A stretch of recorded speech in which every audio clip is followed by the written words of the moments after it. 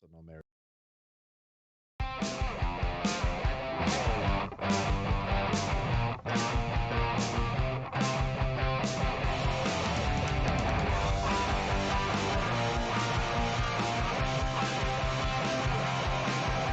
Live episode of SEN Live here on the SCHMOEDOWN Entertainment Network. You know what SCHMOEDOWN stands for? It stands for quality. It stands for great matches. It stands for fantastic people coming in to help out and sit down with us today and have a blast. I am the Outlaw Joe Rocha sitting in for my brother Christian Harloff hosting today. It's going to be a lot of fun. We got the Monday Crew coming on you. Monday Crew 2.0, I like to call them nowadays. So I love it. Two pieces. Wait, did I say that right? Coming to you. Thank you. Hey, show, John, the way you said it was right. Monday 2.0. This is the benchmarker squad.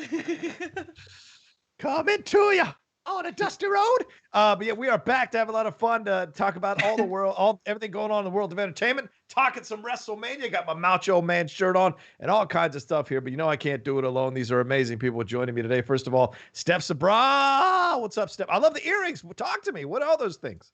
They say my name just in case you forgot.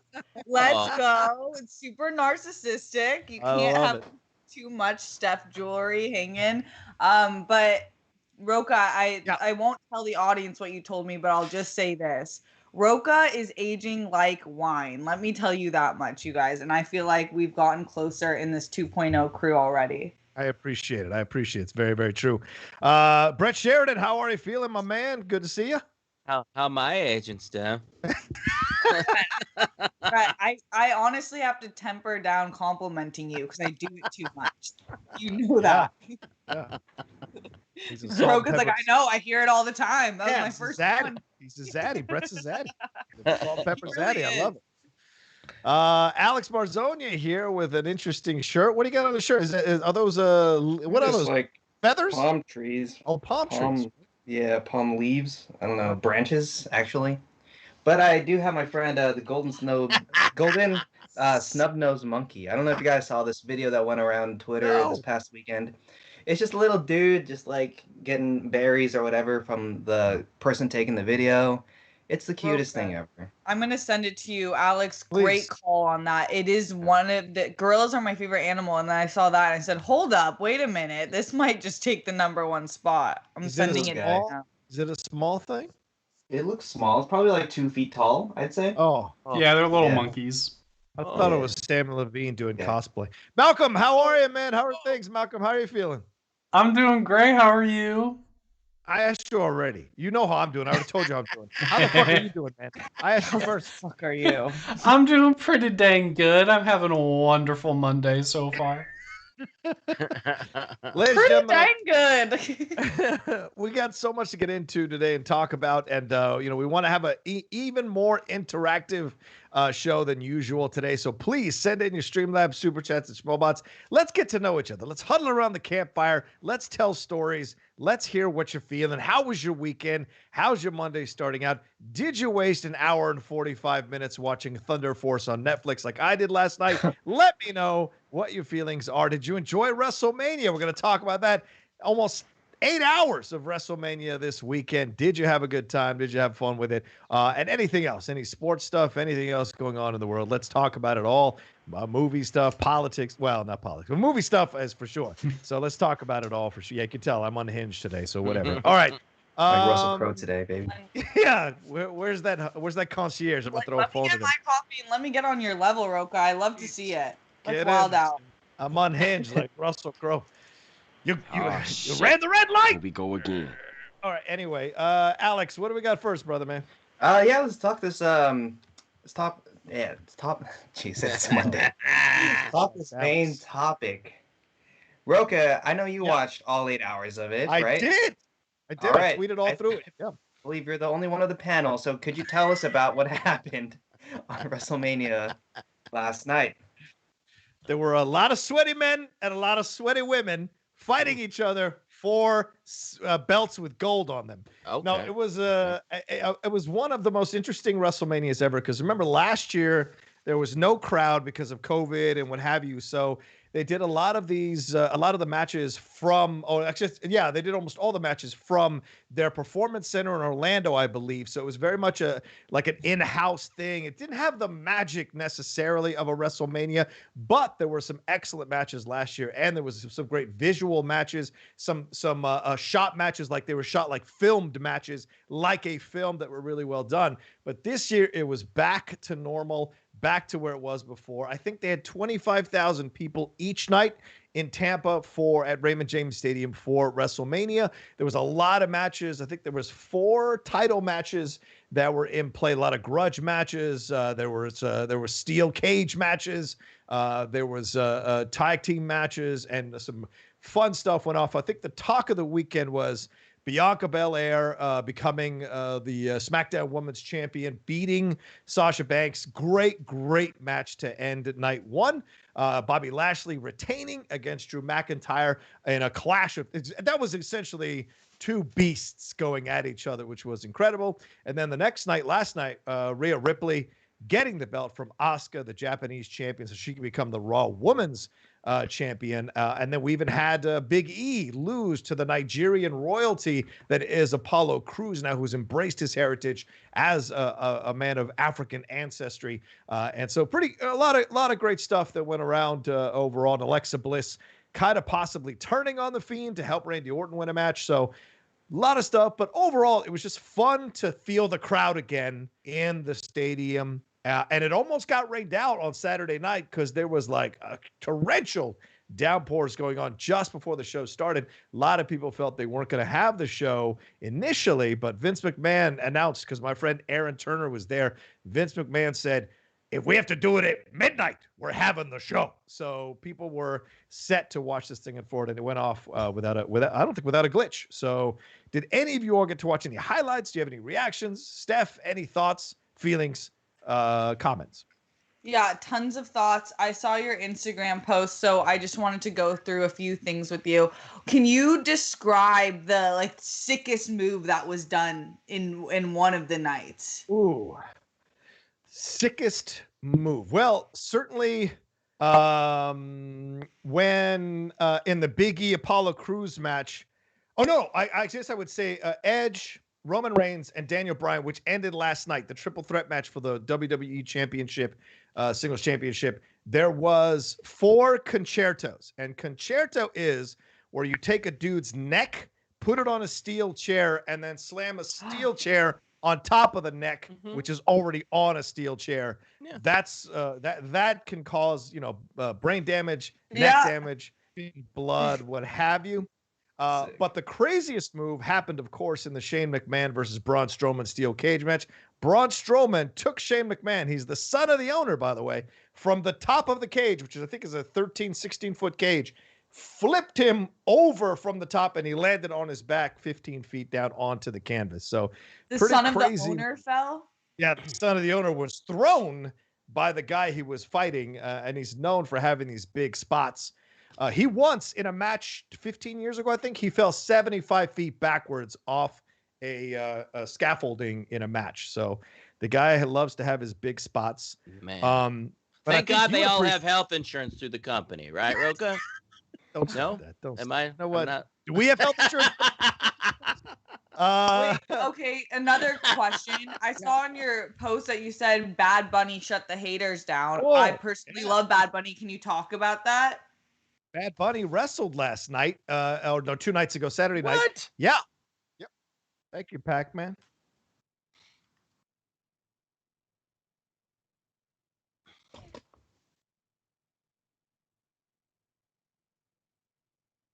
Yes.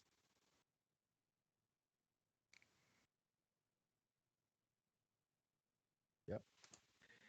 That's a great point you bring up there. Absolutely. For the first time ever, 2 black women were the main event of a night at WrestleMania. WWE has had kind of a sordid history with their black wrestlers hesitating to put belts on them, the top belts rather, on them and give them extended runs. Sasha Banks, finally, after having had the belt and lost it every single time she won it in her next match, they let her have a bit of an extended run this time around over the last year, I think, during the pandemic. And she met up with Bianca Belair.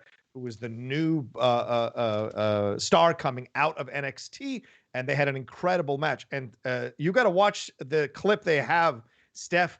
Bianca Belair wrestles with her hair. I think it's like 6 feet long or 4 feet long rather, in a like a, what do you call it? Like a ponytail type thing. Yeah. And she uses it like a whip.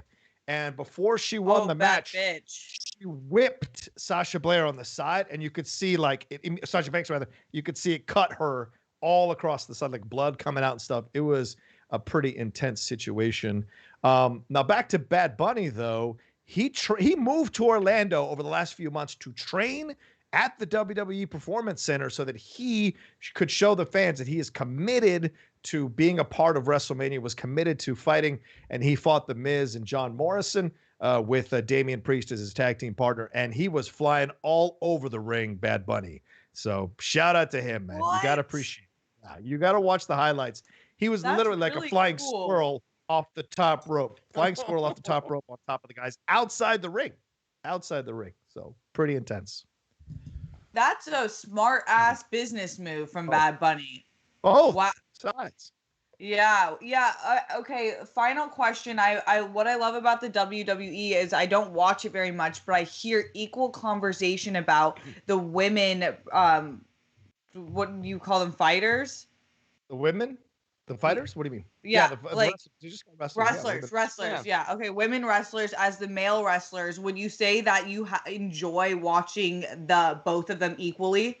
Oh yeah, I think the women's wrestling has come a long way, not just in acceptance, but also in quality. And over the last 10 years, I would say we've really seen the game elevate. We had Trish Stratus and Lita. But that was also around the time when we had TNA matches and women fighting in panties and all of that. It was the objectification. Yeah. And that was the Attitude Era. But, over the last few years, women have said, we don't want to fight those matches anymore. We want to be taken for our skills and our quality and appreciated for what we could bring to the ring. And that really changed the mentality within the WWE about how to approach female wrestlers. And now female wrestlers very much are about what they're doing in the ring and their skill level and their training and their fitness and the work they do to get in shape to be a professional wrestler. And they take the bumps and the hits. And I mean, they get hit with steel chairs, kendo sticks. They fall off cages. Hair. I just saw this hair whip. Yeah. Wow. She really whipped her hair back and forth.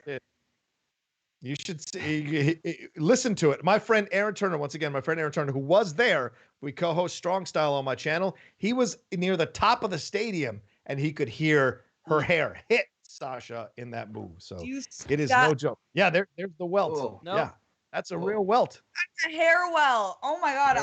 Once I put my weave in, if I have a weave ponytail clip like that, don't fuck with me. Oh. I just learned to move. Yeah, try sliding into those DMs now, suckers. Yeah, get a little hair whip.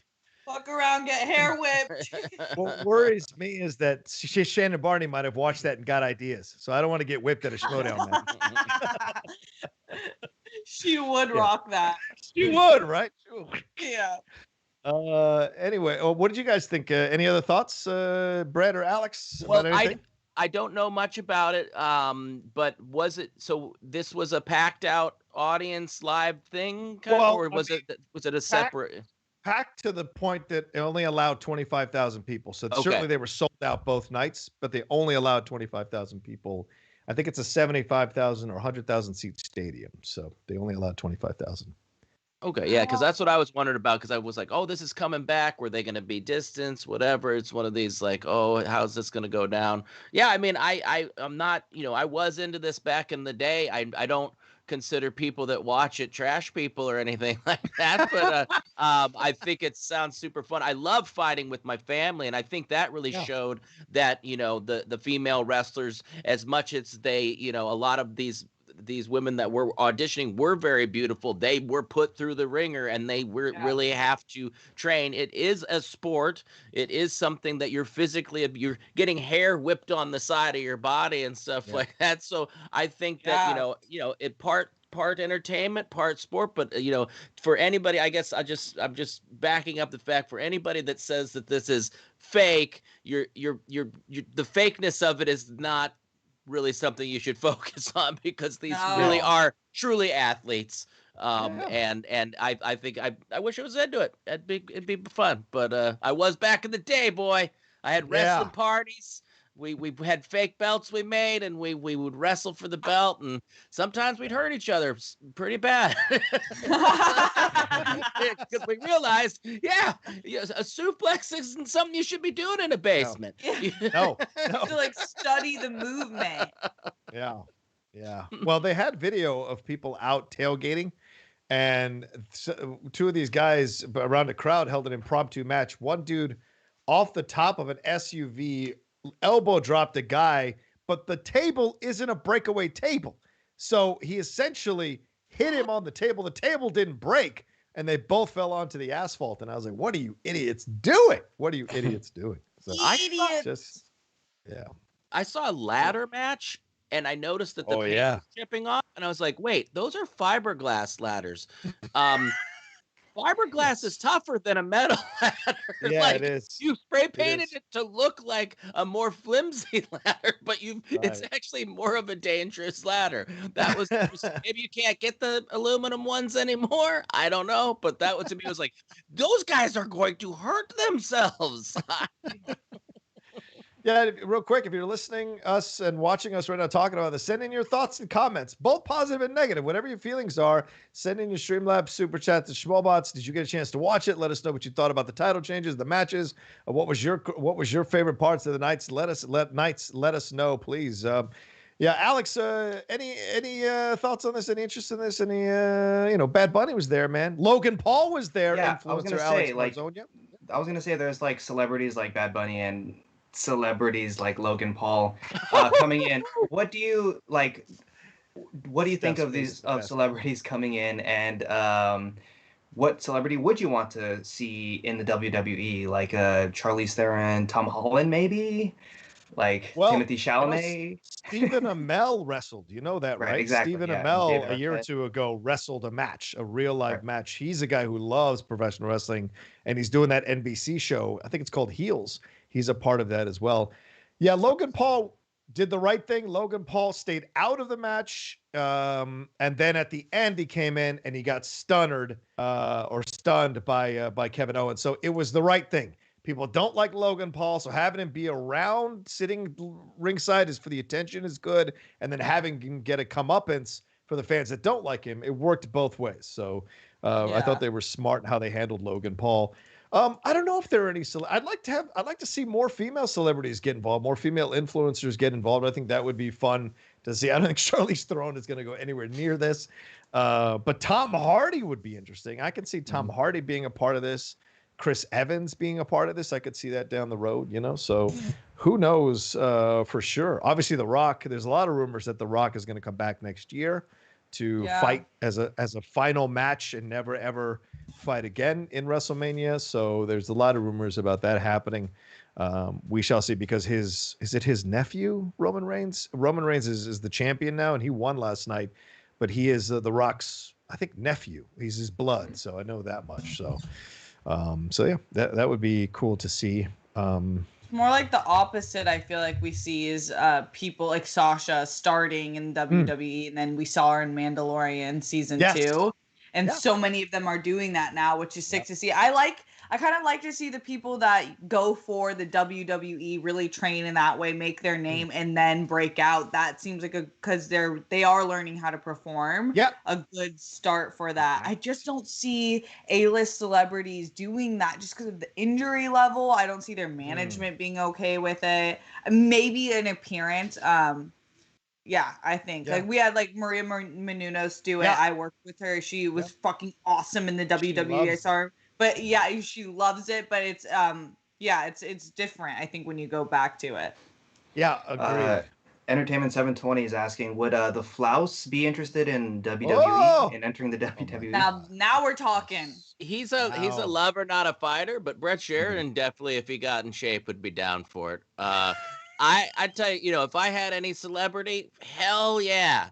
I definitely, I could take a punch. High school proved that. Listen, no, I don't know. I would definitely King love donated $20. Night 1 was great, night 2 not so much. I just wish WWE would stop bringing back the Bella Twins. Them getting booed said all you need to know.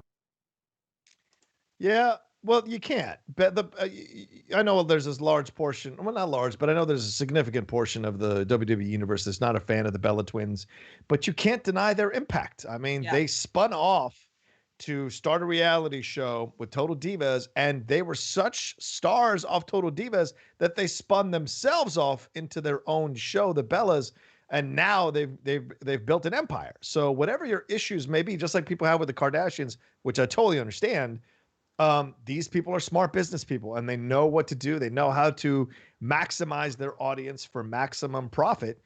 So yeah, you may hate it, but you're not the loud majority that stops this from happening, because they wouldn't be making money if a majority of people didn't enjoy what they were doing at some level, So as much, I get it. King I get it. Macaringabri donated $75.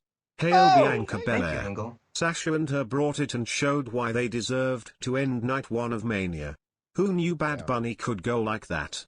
Between Mania and TakeOver, what a week of wrestling. I need some drunk Brett talking some smack.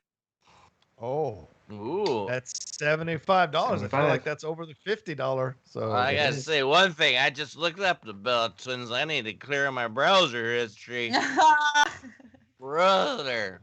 So what's their issue with these young ladies? They can't have a reality show.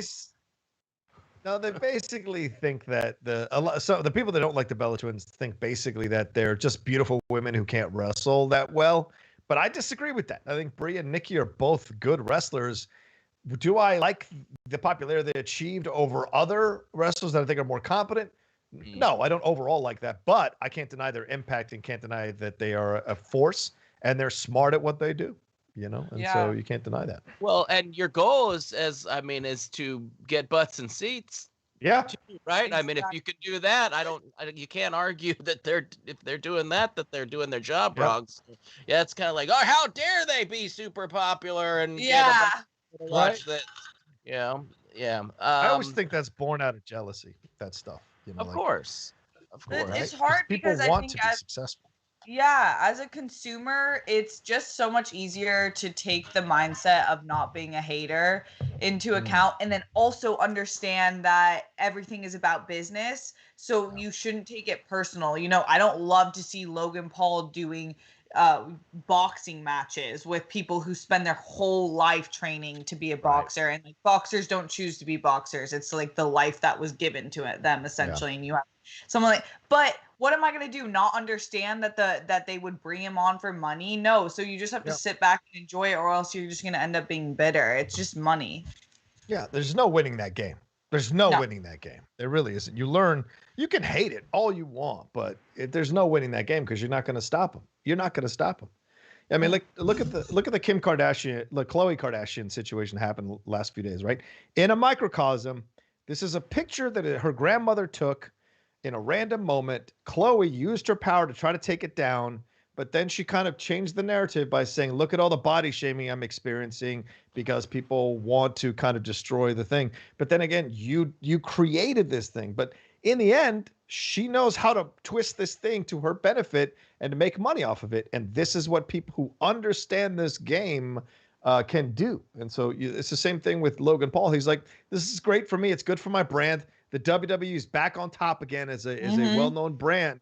So me working with them makes sense. Bad Bunny, he promoted his tour in the middle of WrestleMania. They had a whole commercial for his tour in the middle of WrestleMania. So overall, smart. It's just smart. It's smart because you got to go for the younger audiences. That's how you keep regenerating fans and putting butts in seats and bucks in accounts. That's for sure. I for sure, have been like, oh yeah, it's real hard when you get a bunch of money to keep, No, there's plenty of people that have won the lottery and pissed that away. Yeah. It is difficult. You can say whatever you want about the Kardashians and stuff like that, but to be able to continue to keep that money and not blow it, and be successful, like I don't like the Pauls. You know, I don't like some of the stuff they did, but would I trade places with them and not do the bad things they did and be hugely successful and have 100 houses? Yes, I would. You know, so yeah, that hate is always just jealousy, I think, and you know, and I've had it myself. I'm sure we all have. We're like, why is it that somebody that opens up Play-Doh has 14 million followers, and you know, we're here plugging away every day, and you know, at least John, I checked yours before I did your show. You did have more than 5,000. I forgot to make that joke when I was on. I needed to bring it back because I was like, oh, I forgot to make the joke about the followers. But yeah, anybody that thinks just having money makes it easier, go ahead, give them $1 million, and see how long they can hold on to it. You know? Yeah, it's true. It's very true. You got to know what you're doing. You got to know what you're doing. Yeah, I have 2 more questions about this. Someone asked in the chat, who would win in the triple threat match between the World Girls, and who would make a good match in the WWE between 2 SCHMOEDOWN personalities? I'd want to see Brett versus Finstock. Oh my God, that would be a good match. That would be incredible. Do you have any thoughts on the triple threat? That'd be 30 minutes of each of them rolling in and out of the ring and running around the ring, I think.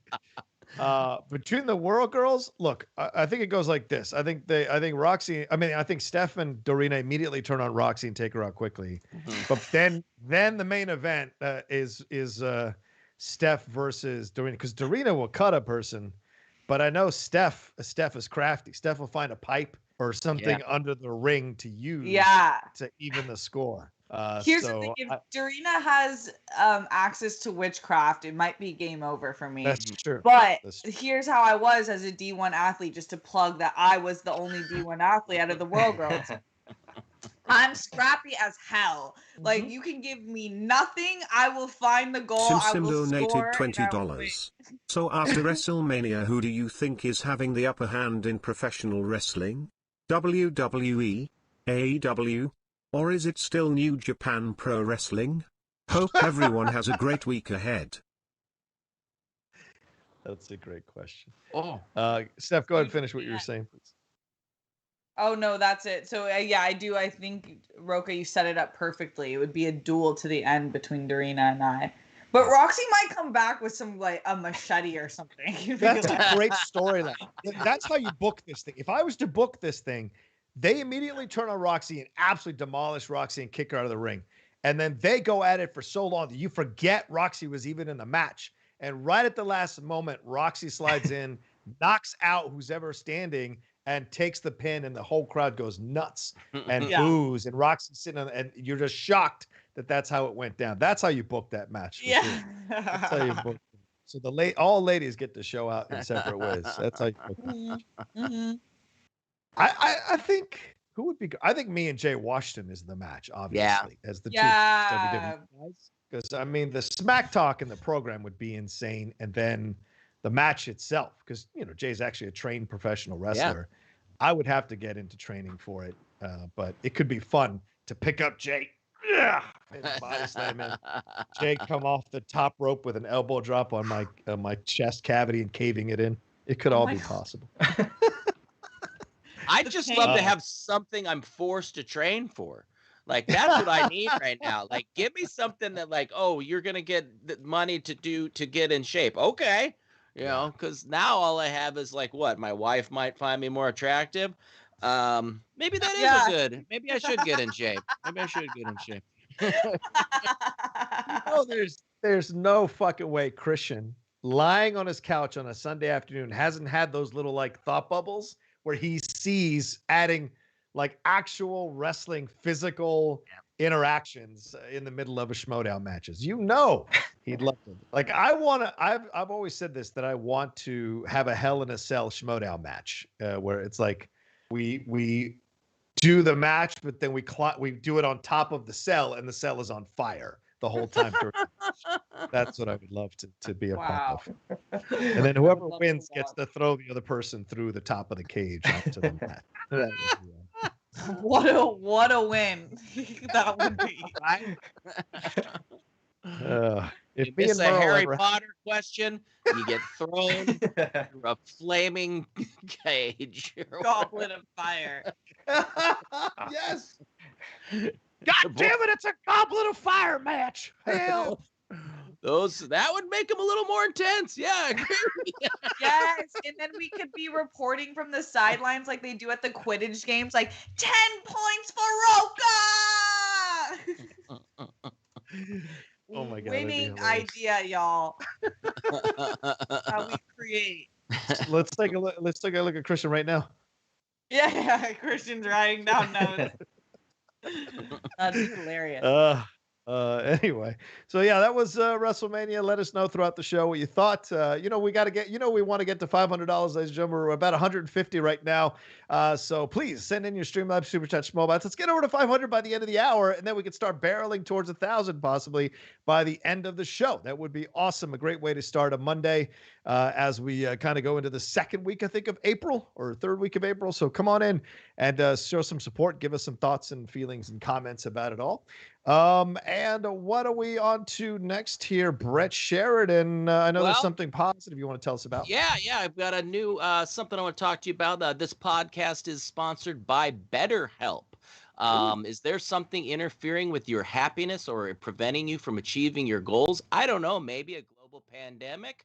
Well, BetterHelp will access your needs and match you with your own personal professional therapist. This is great. You can start communicating in about 48 hours. It's not a crisis line. It's not self-help. It's professional counseling done securely online. And there's a broad range of expertise available, which may not be locally available in many areas. The service is available for clients worldwide. You can log into your account anytime and send a message to your counselor. You'll get timely and thoughtful responses, plus you can schedule weekly video and phone sessions so you won't have to sit in an uncomfortable waiting room like you do with traditional therapy. BetterHelp is committed to facilitating great therapeutic matches so that they make it easy and free to change counselors if needed. It's more affordable than traditional online counseling, and financial aid is available. BetterHelp wants you to start living a happier life today. All right, so go visit betterhelp.com/SENlive. That's BetterHelp, and join over the 1 million people who have taken the charge of their life and their mental health and want help from experienced professionals. In fact, so many people have been using BetterHelp that they are recruiting additional counselors in 50 states. Okay, so here's the offer again. Special offer. For SEN Live listeners, get 10% off your first month at betterhelp.com/SENlive. Go do it and take care of your mental health, people. Very important these days. Well said, brother. Well said. Mm-hmm. And definitely take care of that. It's a positive for your life for sure. I got to say, that's the thing with me is I get stuck in a counselor, and then I stick with them like, this one's not working out, but I'm too lazy to find a different one. I feel like this is a way to kind of go like, okay, you're not personally seeing, okay, I'm going to switch this up because I'm not being challenged. I think I'm sure you've done it before where you're like, well, at least this one doesn't challenge me too hard. Oh no, man. Mine came after me when I tried to stop going. She called my house. She went. Oh yeah, my therapist when we were getting close to the breakthrough that really changed my life. I started missing sessions because I was scared of like having to kind of confront the thing that had been kind of holding me back since I was a kid. And my therapist called me up one day after I'd called off a 4th session out of 5 sessions, and she goes, "I know what you're doing. And if you do this again, I'm going to drop you and you're going to have to start all over again with a new therapist. So either you start coming in every time and the scheduled time, or I'm dropping you. I'm not kidding." And then she hung up. And I was like, all right. And that's what I needed because I started coming back. Yeah. That's fucking awesome, Rocha. She was great. She saved my life in a lot of ways. That's such a good thing to share with people because it's always right before your breakthrough that you start to feel the most insane and want to get everywhere away from what you're working on. So it's like those moments that just like buckle in a little bit harder. Yep. It's not easy, but it's worth it once you go through it. Once you climb through it, it's absolutely worth it. Yeah. All right, where are we off to? Alex, where are we off to next, brother man? All right, let's talk about we'll be opening the Book of Boba Fett this winter, and there are just rumors that we'll see returning characters from The Mandalorian popping in to say hello. We last saw Boba Fett and Fennec Shand in the post-credit scene of The Mandalorian season 2 finale.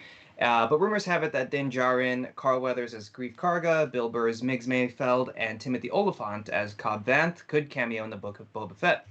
Rocha, what do you think of the potential of seeing other characters returning to chill and hang out with Boba? I love this idea. Let's move. I've talked enough. Steph, what do you think? Do you want to? Are you excited by this? Yeah, I think it makes complete sense. He was obviously wearing Boba's gear the entire for years before, so there's probably some beef there. I would love to. I know the article pointed to this. See them team up as opposed to be rivalries. I think that in the beginning there will probably be some beef that they need to air out, but it would be cool to see him. I would love to see more Bill Burr. I thought he fit perfectly in to the space Boston accent or not, because it is space and people can have whatever fucking accents that they want in space. But I'm excited about this. I think that with this show specifically, we don't know much. I don't necessarily need all this ensemble cast to be excited about it. I think they did a really good job setting it up with The Mandalorian season 2 and just his introduction with Fennec Shand into season 1 and 2, but where they're progressing in the next season. So it's just a plus. It's not necessary, but it's just a plus if it happens, and I wouldn't be surprised at all. Yeah, absolutely. Alex, I go to you. What do you think? Alex, do you want to see these characters come back? Do you want to have more time with them? Would it flesh out the world a little more for you and help you connect with it more? I think, out of the ones that were listed, Cobb Vanth would make the most sense because he is hanging out on that planet anyway. Yeah. But I mean, it would be cool to meet new characters, of course, but I really liked Cobb Vanth. It would be cool to see him come back and get him fleshed out more. But I mean, I'm just looking forward to the other adventures that Boba Fett goes on after he doesn't meet Luke. Yeah. I wonder if Luke will be a chapter in the book. We'll see. Wow. The chapter. Brett, what's your thoughts on this? Do you're from the old original trilogy days? Like, do you like that Boba's getting his own show? What do you want to see? Are you happy for this? Is it going to be a good guy or bad guy too? Because he's a bounty hunter. Yeah. That's what I'm not sure about, to tell the truth. But yeah, Boba is one of these things where we don't need everybody had the Boba figurine. I'm telling you, bad guy or not, everybody had that one. Yep. And it's somebody that I would like to see the story behind, more so than like Alex's hatred for Luke. Definitely I want to see all the other characters come back. I love the comment about Bill Burr. It's like, we're fine with Huttese, but not a Boston accent. There's different accents. A lot of these people have different ones. As long as you stay away from maybe a Jar Jar accent, then you're fine. Then you're fine. Good point. So, and I just saw Bill Burr in King of Staten Island. I think he was wonderful in that, and I think that that scene in the last season of The Mandalorian, where they're in the little dining hall or whatever, I thought that was excellent. So 100%, let's do this. Yeah, I agree with Brett. Like, everyone was obsessed with Boba, and everyone still is. There's something like there's an enigmatic quality of Boba Fett that you want to know more of him. And with bounty hunters in general, which is why I think The Mandalorian is such an interesting show, because just being a bounty hunter is complicated and complex, and some of my favorite characters in Star Wars canon and revealed in films are the most fun to watch. So I would love to see his interaction with other bounty hunters and see how that works. Also, the article mentioned Carl Weathers. I will never be upset if Carl Weathers enters the screen. He elevated the entire show every time he was there. Yeah, great point. Arguably directed the best episode of... What's that? Let's make it stormy. Let's get weather in there. Yeah. No. Just no. Oh boy. You see that little lip by Alex? full Asian hot boy with that lip bite. Oh my god. Definitely. Malcolm, what's your thoughts on this? Malcolm, were you a fan of Mandalorian? Do you want to see characters coming back? I mean, I like the idea with Alex. I like the Cobb Vanth thing because you don't bring Timothy Olyphant for one episode, for God's sake. So, what do you think about it, Malcolm? Oh, I wouldn't be surprised if Cobb was like a regular throughout the season. I wouldn't be surprised if Bill Burr was also on it a lot more. So I love all of these ideas. I would love to see Boba Fett interact with these characters more, and I would love to see them. I'm so excited that they're bringing so many cartoon characters from Clone Wars and Rebels into the live action, and I hope they keep doing that. Can you imagine how awesome it would be to see Boba Fett have to interact with Hondo Ohnaka? It would be amazing. Hondo's I just hope we keep getting that. So yeah, very excited. Ezra, my friend. Yeah, that would be great to see Hondo. I love Hondo. Also, I mean, down the road to see a live action Asajj Ventress wherever the timeline fits for her to appear. Right, that would be awesome to see for sure. So there's so many that could. People are still dying to see Cad Bane live action. They want to see Cad Bane live action. I think we're gonna get as well. I actually think one of my predictions might be. I know there's a comic book that I think was called The War of Bounty Hunters, or what was it?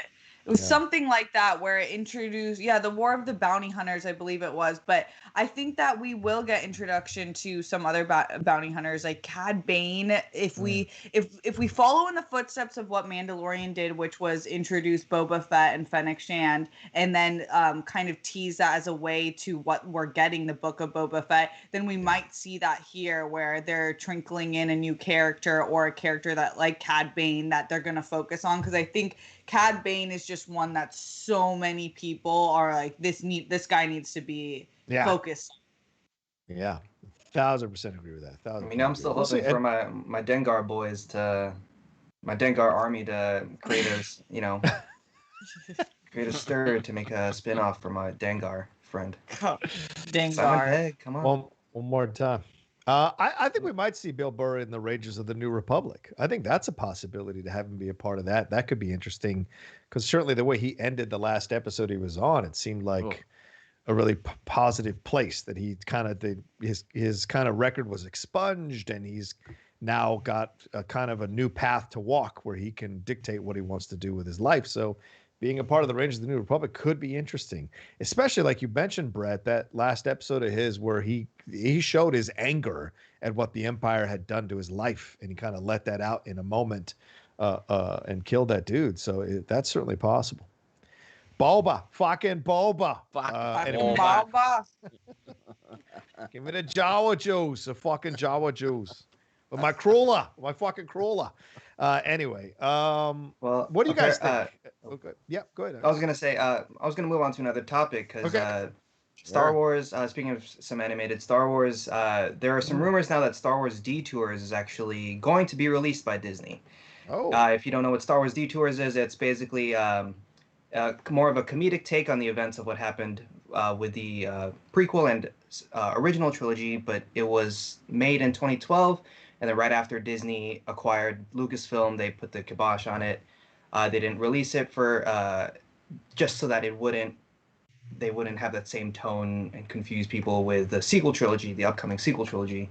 But now that there has been enough fan demands, I've heard about this through the George Lucas talk show, which Griffin Newman is on, and it looks like it'll be released. It might be released on Disney Plus. So I'm hopefully we'll all get to see that because they have a great cast, and I mean they have 39 episodes that are produced, so hopefully that'll be a nice little fun thing. Any more animated Star Wars we can get, I'm all down for, and I'm excited to see what they would do in the stories they can tell. What about you, Steph? Animated Star Wars. What is one of the things I'm most excited for? Why is the name slipping my name? What we're getting, it's one of the most famous Japanese anime studios is taking Studio Ghibli or whatever? No, it's not Studio Ghibli. It's Ghibli. Yeah, no, it's Studio Ghibli. I tried, Steph. I tried to be hip. Yeah, that was like super bitchy. Ghibli. It's Ghibli. It's Ghibli. You scroll. Sorry, chat. Oh, here it goes. I'm canceled. Yeah, but I think, they're just taking on some of the classic Star Wars stories and animating it in the classic Japanese anime style. And I think it's such a cool opportunity to just grow a different fan base, but then also intersect with people like me who watch anime and love Star Wars and think that the two could be interconnected quite perfectly. So I'm really excited about that. Yeah, Crunchyroll Star Wars or something Visions. like that? Or, oh, no. What you say? Yeah, Crunchyroll is good. Yeah, you know that. Said that kind of right as well. Yeah, you know your shit, man. I just Alex, hear. what did you say? Star Wars Visions is the name of the series. God, that's what it And is. yeah, that's gonna be really awesome. What do you want to see, Alex? What do you want to see? I mean, the Bad Batch is Right. I'm excited for that. That's coming out on May 4th. But other than that, I mean, I don't really care. Anything they announce, I'm on board for. Yeah. So it's like, I know I'll get enough storytelling to satiate my appetite. Heyo. So real quick update on this. So this is, like you said, this is going to be anime type stuff, but it's also tying into the book Ronin that is coming out in October of this year. It'll be connected to one of the shorts for sure. And we've seen this. Look, we've seen this, the anime thing with Blade Runner. We've seen the anime thing, like these little shorts attached to stuff throughout over the last few years as a way to kind of accentuate. Matrix with the Animatrix had a couple, I think, of anime shorts in that Animatrix anthology. So and anime is starting to grow again. The interest in it, the everything is starting to grow again. So it makes all kinds of sense for Star Wars to be a part of this. And don't forget that it was Akira Kurosawa's Hidden Fortress that was a huge part of influencing Star Wars from the beginning, influencing George Lucas from the beginning. So to go back to the Japanese roots and take advantage of a Japanese art form in anime to further Star Wars is keeping within the overall makeup of Star Wars, the overall structure of Star Wars, and that's a positive in a million ways. And anime, any version of Star Wars characters in anime, it just sounds awesome. Just sounds badass, right? I completely agree. Star Wars and anime are under the same family tree. I think my favorite part about anime is that it's animated, so you're thinking that you're not going to get that serious of storytelling, but it is really deep and really they take time to tell the stories and really develop characters in a way that I think Star Wars can really benefit from, and they're not afraid to go to the dark side, literally, and get really dark. Some of the shows, like the main characters, the main plot lines are really dark, and you're like, they're showing this to kids, but I actually think it's a benefit because kids start to understand deeper things like grief and loss that they'll show through different animated shows. So I think it's only good. And you're right, Rocha, I see so many like rappers and hip hop artists and musicians now just watching anime, getting into anime. There's definitely an uprise in the viewership. Yeah. So it's smart. It's smart business. Like we mentioned, WWE, it's smart to attach to what the young people are into, what the young people are doing. That's how you keep it going for generations. So it's smart to move into the anime stuff now that's big and bad again. Badass again, rather. All right, what are we up to next? Oh, and ladies and gentlemen, please keep sending in Streamlabs super chats and schmobots. We've got a little bit of an issue with them, but please keep sending them in. We'll get to them and read them as they come in, but we want to get them, so please send them in. We will read them ourselves. If we can't get the Schmobot to read it, we will absolutely read it ourselves. But is there an issue with the site? Can people tell us if there's still an issue? Are you not able? Because I saw some people saying they can't send it in. Okay. Yeah, at all with their credit cards nor PayPal. So keep trying. Let us know. All right. Well, thank you for doing that. You could send Bitcoin to my address. Yeah. Rocha's on the same page. Listen, send it to our direct PayPal accounts.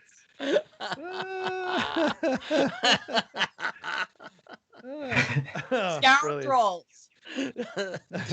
Rotten scoundrel. I'm counting down until I get the text from Christian. All right, where's the next? What's the next story? What's the next story, Alex? Let's talk about Justin Timberlake, because he's set a new series at Apple TV Plus for his next project, adapting Chuck Barris's Confessions of a Dangerous Mind. In the book,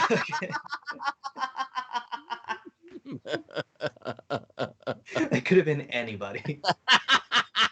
Oh yeah. Yeah. Oh, that was so indulgent. Bye. 100% Timberlake. Do not degrade John's impression by saying that could be any singer. That was a dead-on Justin Timberlake. I'm bringing sexy back. What if they find the unedited tracks and that's him? My shirt and tie. Shirt and tie. Oh boy. I mean, really. JC's over there going, I fucking told you guys for years. This fucker can't sing. I told you guys I should be the star. Told you. Yeah, no, JC really, y'all slept on JC, and now we have JT to deal with. I'm not doing this anymore. Cut the shit. JC was the crown prince, and we just decided to give it to JT with his ramen hair. It's true. JC was the better singer, in my opinion. He was always the better singer, in my opinion. We're not supposed to get political, John. Come on. Chill out. Sorry. Anyway, all right, Alex. Sorry, Alex. Oh boy. Okay. I know. Yeah, Justin Timberlake. In the book of Confessions of a Dangerous Mind, Chuck Barris claimed that his TV hosting gig on The Gong Show was a front for his real job, a CIA assassin who killed enemies of the state in the 60s and 70s. Now, George Clooney directed the 2002 film about the same story with Sam Rockwell starring. But Rocha, what do you think of the choice for JT? And would you want to see the story told again and give us your best JT impression? Oh wait, you already did. Oh wait. Confessions of a Dangerous Mind. Yeah, listen, I think it's great. I love it. I want to see it. Yeah, I mean, look, he's been building as an actor over the last few years, and people have enjoyed his work, and he's gotten better. So that last film that he did with Fisher Stevens directing got a lot of positive reactions from people. So to me, overall, I think this is not a bad idea for him to take the next step, and this is a fun way to play both sides. Sam Rockwell killed this movie. He was great in this movie. Drew Barrymore was great. Julia Roberts was good in this movie. Clooney, of course, I think he had a small part, Clooney, and all of it was really interesting. And if it's a true story, and Barris has always claimed that it's true, then it makes sense to turn it into a TV series, because that was one movie focusing on one adventure. But if he Justin had multiple Timberlake adventures, donated $20. Oh, no. Bye yee. Well, it looks like Streamlabs are working, so thank you very much, Justin Timberlake. Thank you, Justin. Yeah, get it in. Stop cheating on Jessica. Anyway, all right. What's So I'm down. I'm down for this. So what about you, Steph? Do you like the idea of Justin Timberlake doing this thing? This is a blind spot. I didn't even know about this story, really. I need to watch this movie with Sam Rockwell. I love Sam Rockwell. I obviously love George Clooney and Drew Barrymore, so that sounds like an excellent film for me to watch. Do I need to watch this film this show with Justin Timberlake?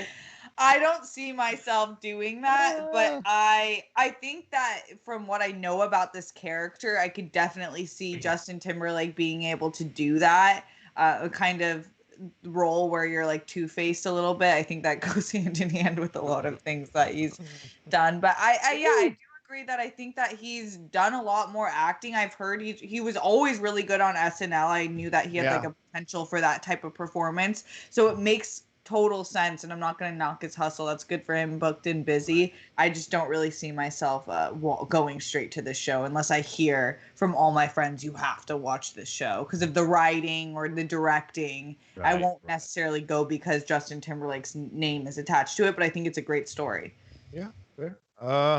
Sheridan, what's your thoughts on this one, brother? Well, of course I was a Gong Show head back in the day. I think it's a little, it's going to be maybe a tough sell to people, the youngsters of today. I don't know. I mean, I think there should be a Gong Show documentary, if there is one, that is pushed really hard before something like this, because I don't know if the story's interesting unless you knew, like, if you watched the Gong Show and you saw what a goofball show it was, and then you think the fact that this host was this assassin, you know, that's the part of it that I'm not sure about, but I'll check it out. I thought I didn't love the movie. Did you like it, or was it just kind of, it was like kind of like, oh, that was all right, you know, it wasn't, you know. Most of his movies are like, I mean, I think Good Night and Good Luck is the real standard. And then everything else he's done has been like, oh, I liked it. Like Ides of March, I liked it.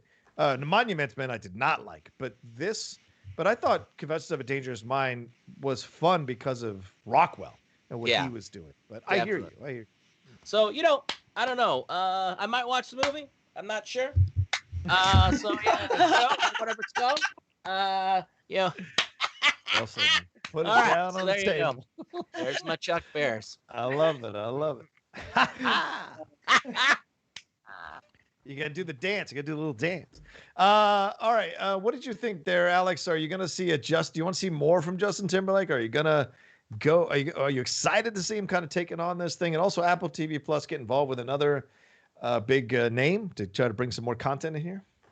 Well, yeah. I mean, he did Palmer on Apple TV, Palmer, which was just released. Yep. And it's been on my queue, but I've just been like, oh, I have something else to watch.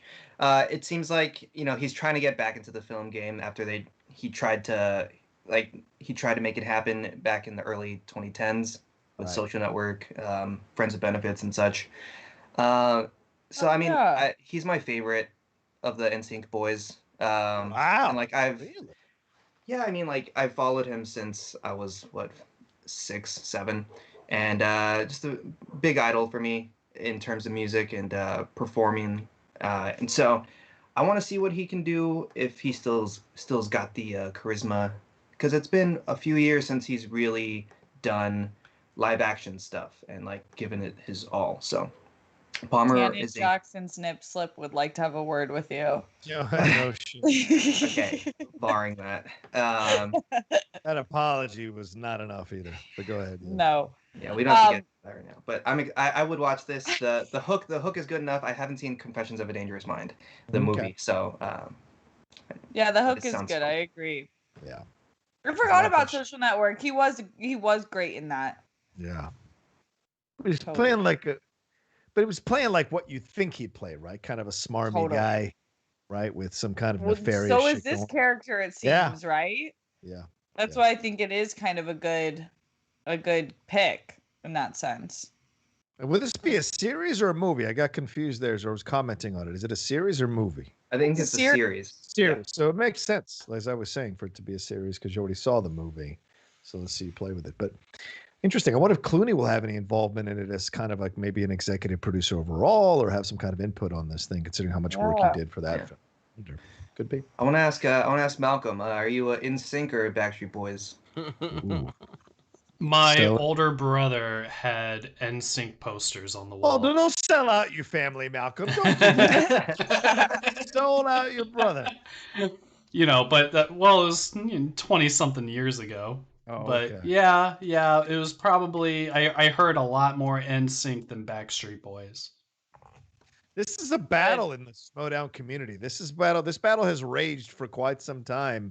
NSYNC versus Backstreet Boys. I'm on the Backstreet Boys side of things, and other people are on the NSYNC side. Gilmore, I think Gilmore is on the. I can't remember where Gilmore is at, but he had a very strong opinion on this. I think he's on the NSYNC side of things, but he's kind of putting his finger on the scale because he wants to throw in all JT's hits as a way to balance out the Backstreet Boys, or kind of put the scale heavier for the NSYNC guys. But I think the Backstreet Boys as a band, I think we're better than NSYNC in my opinion.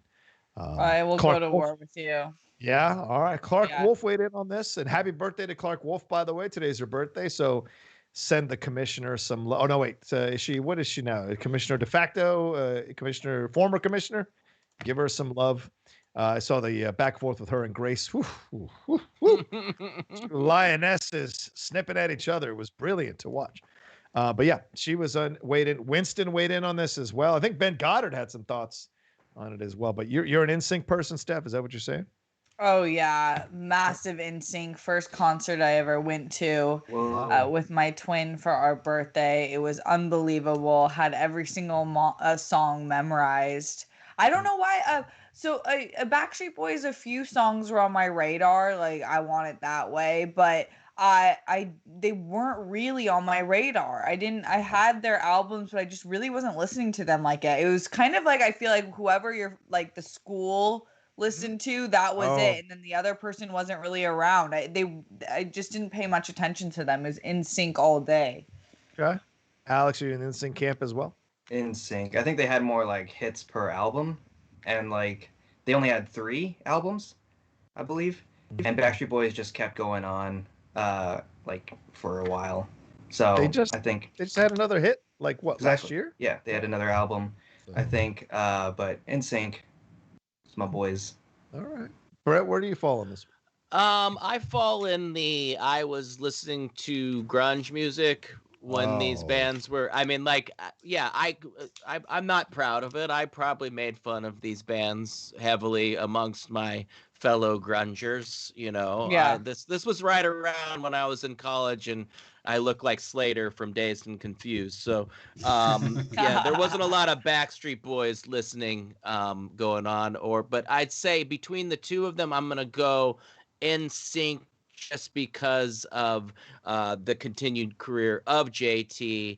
I think that I will lump him in with that because he moved on and had a good career after that. So there you go. Sorry everyone.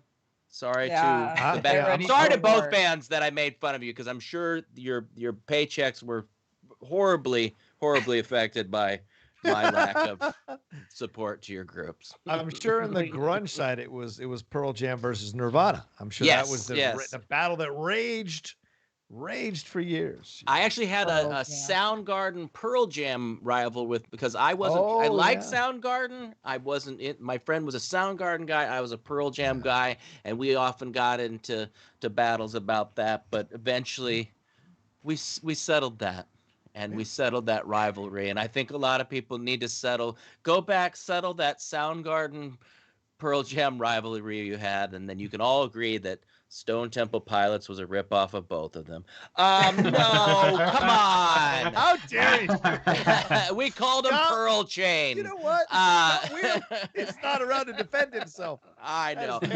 No, I actually grew an appreciation to them later. But it's weird, the stuff like, again, in the grungy world, there was stuff certain people are sellouts. And we called them Pearl Chain. If you like Stone Temple Pilots, it was like, no, they're total ripoff of that. It's just, I think back of all these dumb things that we would fight about. But I also just want to say, I wasn't telling people to die because of it on the internet. So we're just kind of having friendly arguments and stuff like that. So you can like the Pearl Jam is the like deep voicing or the right?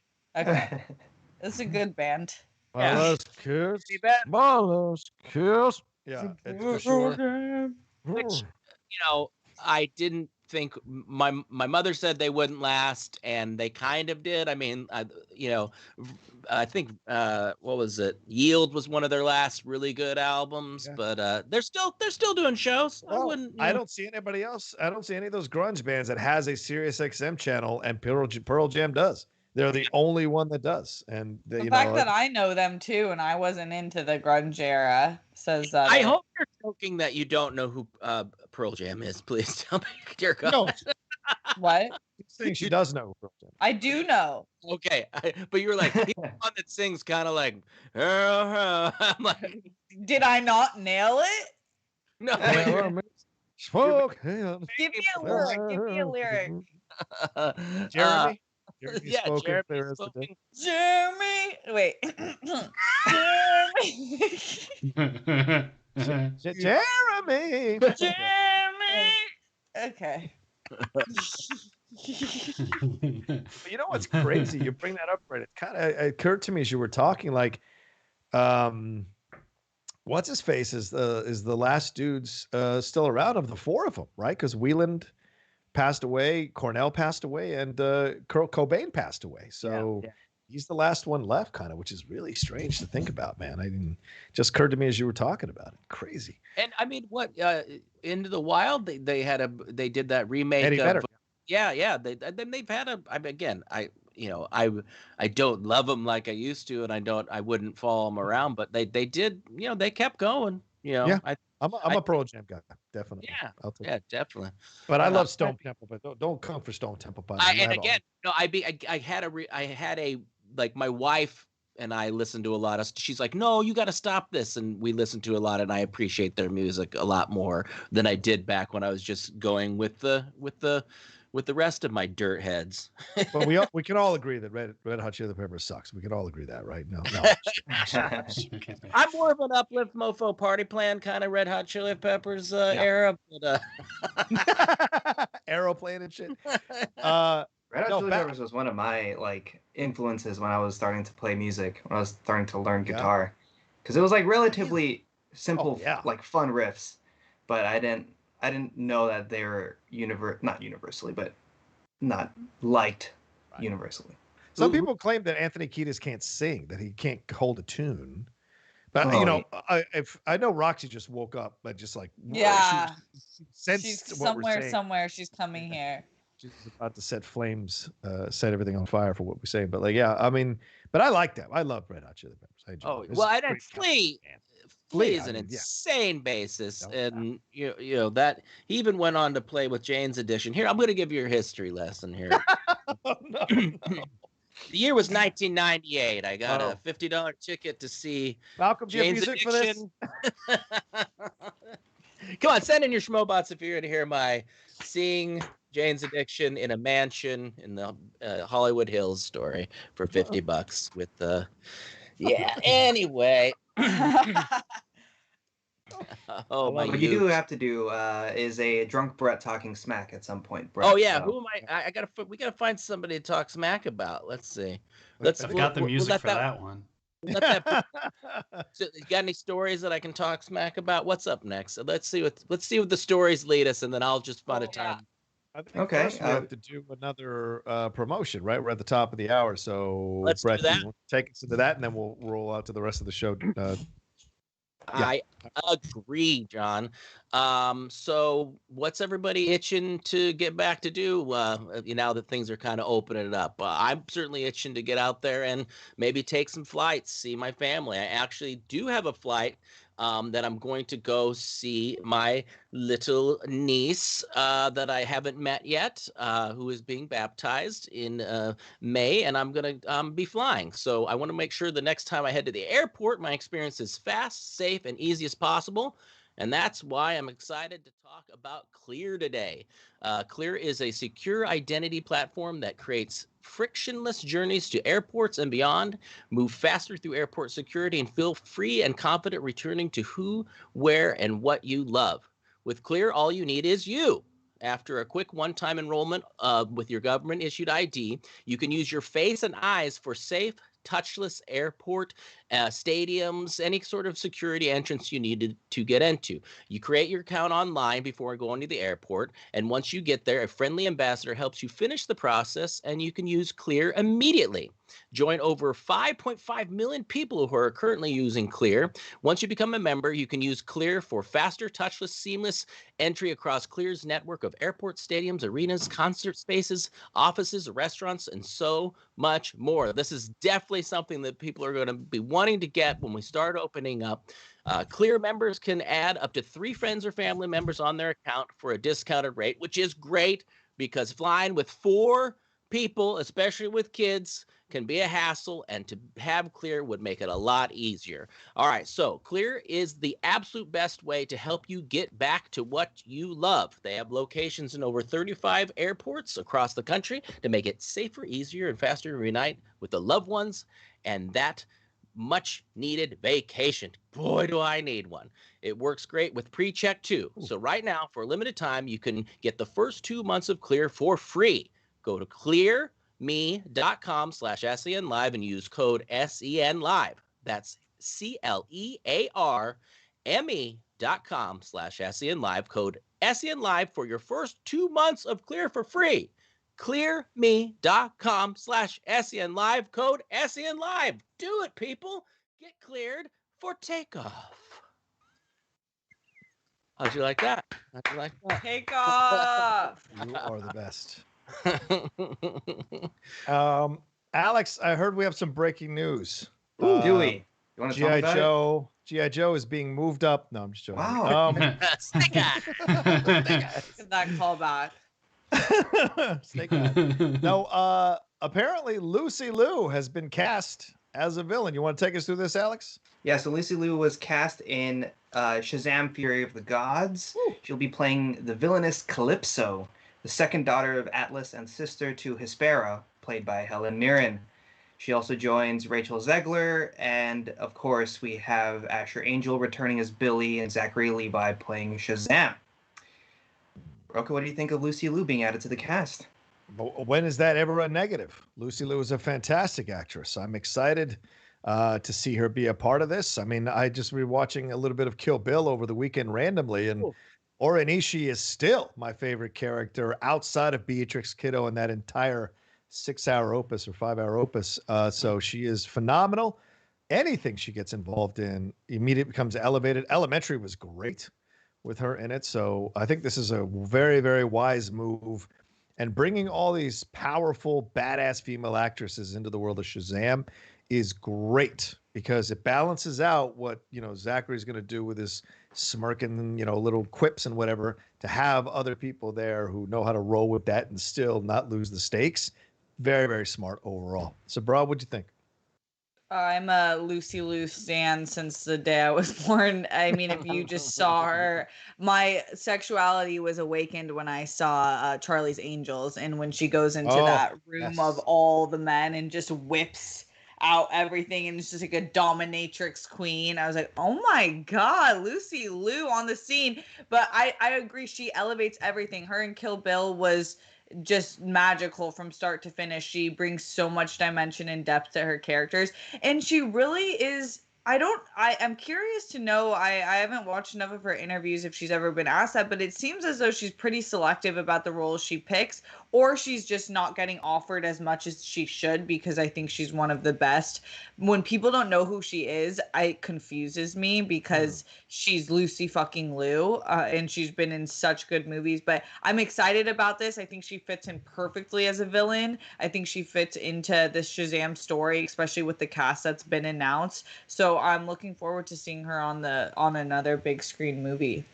Yeah, I'm doing a little bit of quick work here, Brett, but I don't see much about Calypso spelled that way with the K in the Marvel universe. I'm sorry, in the DC universe. So what do you think about this idea? Do you think, because she'll be playing the daughter of the god Atlas and sister to Helen Mirren. So that is a hell of a combo. What do you think about her joining the cast, brother? Well, I like it. I was trying to do a little research myself because I have not seen Shazam. I was like, we should have watched that last weekend.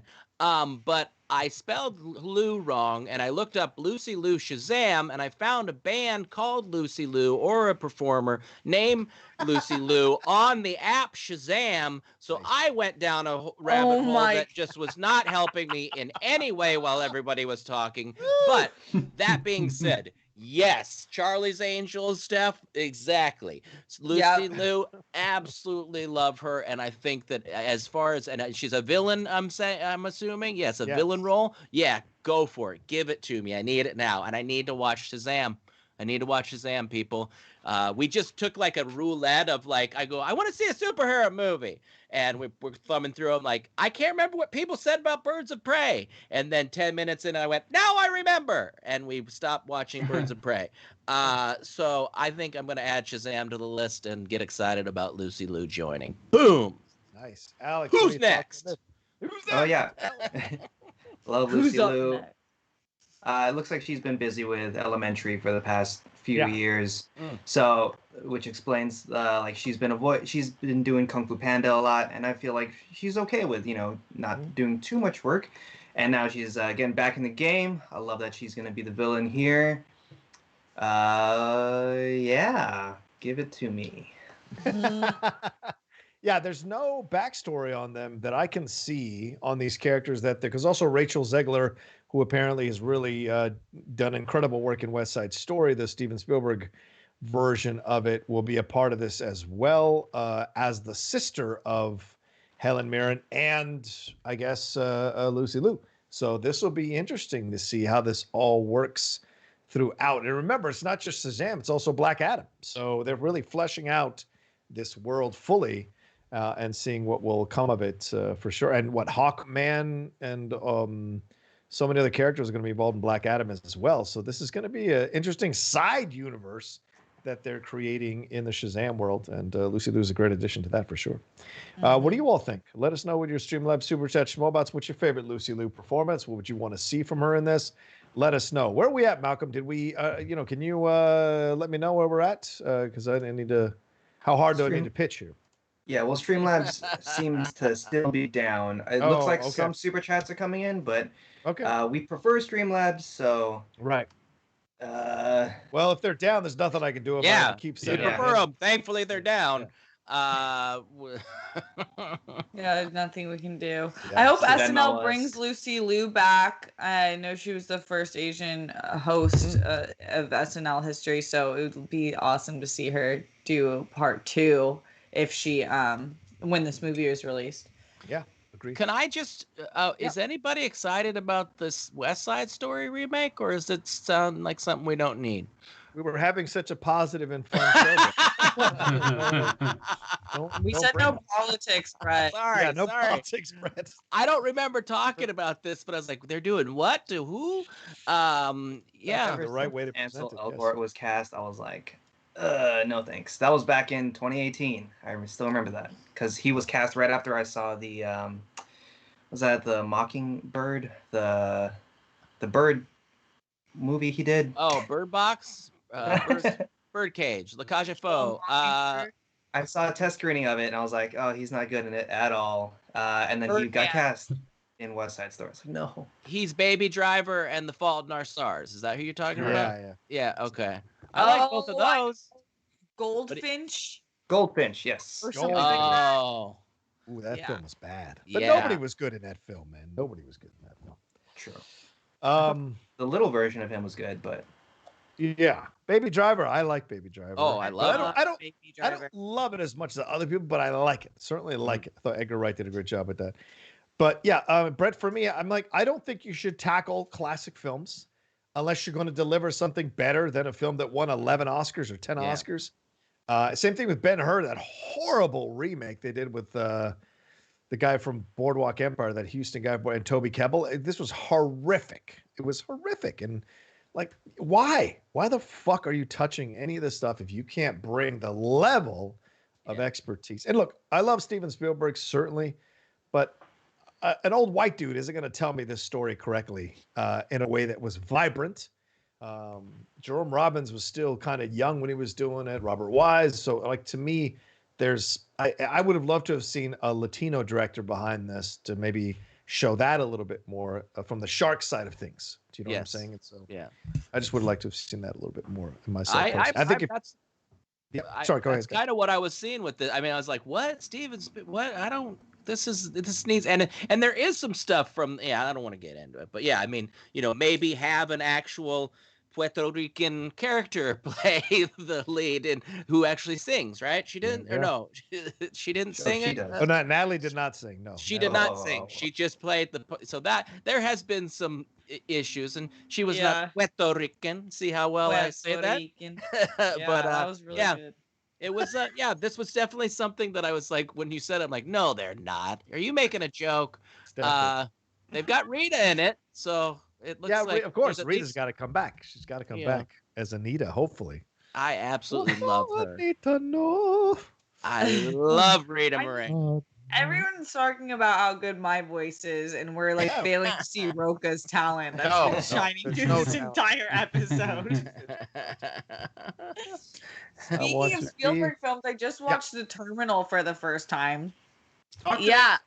Okay, I loved it. Yes! It was a good film. Yeah, it was a fun watch. It took me a few minutes to adjust to Tom Hanks' accent and buy into it a little bit. Catherine Zeta-Jones's character was a wash in a lot of senses. Yeah, but I mean, she was like a classic female side character written in like every rom-com film that's ever been made. But I love Catherine Zeta-Jones in any form, truly. But it was a fun film. Spielberg, I haven't watched as many movies as I thought I did when I like look back at his collection. So I've been trying to see. It's good ones to watch with the family because everyone kind of wins. No one's like complaining about if it's too scary or whatever. But yeah, it was fun. It was fun.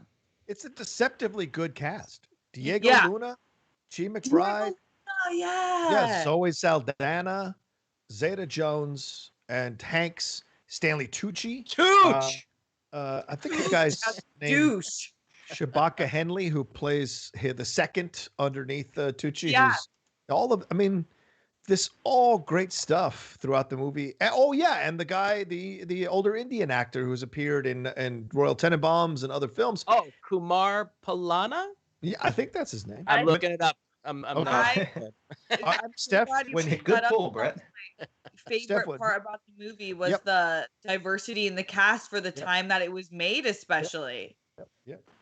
Him running up to the plane with his broom every single time, tears. I just cry every time because I'm the son of immigrants, and that story of people coming to this country, people wanting to be a part of this country, that's very ingrained from birth for me because of how my parents spoke about how much they loved coming to this country. No matter what hardships they endured being here, they loved coming here, and so that comes through in The Terminal, in my opinion. Yeah. And to work. Yes. Immigrants like get this awful rep of just so wrong because most immigrants who come here, including all of my family members, were just grateful to work in any capacity. So I did love that theme. Exactly. Do you think a lot of them, though, feel like, I felt when I first saw the Hollywood Star Walk of Fame, I was like, oh, it's just like a shit-stained Spider-Man and a bad Charlie Chaplin. Is that how immigrants feel when they come? Yeah, they definitely judge as soon as they come here. This filthy America! Wow, sidewalk. Who was feeding this lie about this place? They usually come from the cleanest streets in their own country. Yes. Yeah. There's a reason people come over, man. They want to have a better life. Anyway, that's great. I love that you loved it, Steph. That makes my heart very happy. That one too. That was a good one. Definitely. All right, what are we up to, Alex? Any other recent watches this weekend? Like I said, Thunder Force. Don't watch it. For the love of God, don't watch it. I didn't mind it. Did you? Okay. All right. My girlfriend liked it too. So I so much that it's hard. Like Octavia, it was actually, I don't even want to go on record and say that. But I do love those two actresses a lot. So it's hard not to enjoy the ride as it's going down. And I know that it probably made a lot of like plus size people feel really good about. That's good. Fair point. Yeah, I saw like Yell, who's one of my favorite people in the space, comment on it a lot and like was really happy to see it. So that's cool. That's the point of film.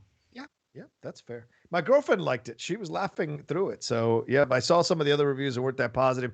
I just felt overall it wasn't a strong film, but certainly the chemistry with Octavia and Melissa is worth it. And Jason Bateman and the Crab Hands. Jesus Christ, that's some funny shit. I can't. Yeah. Jason's always funny. So what can I say?